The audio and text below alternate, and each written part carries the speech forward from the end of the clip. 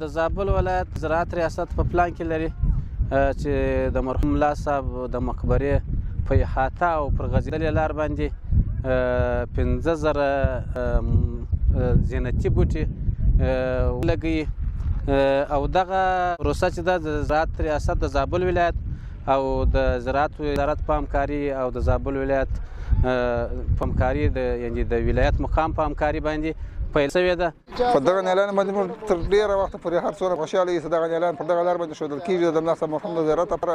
او ټول د وطن خلک به خوشحاله دي چې دغه لار ډېره ښکلا او ډېره ښایسته سي. خلک د وطن لپاره د سیل لپاره بیا ورته راسي او د سیل وکړي د دغه اعلان او د دغه باغچو. دا د ملا صاحب مبارک زیارت د ښه تاریخي ځای د ښه تاریخي سړی دلته پټ باید دغه ځای ښه جوړ سي ښه خوندور سي د نړۍ مسلمانان ټوله ورته راسي دلته زیارت وکړي او سیلانیان ورته راسي سیل یې وکړي برق یې جوړ سي ځای یې منظم سي برابر سي.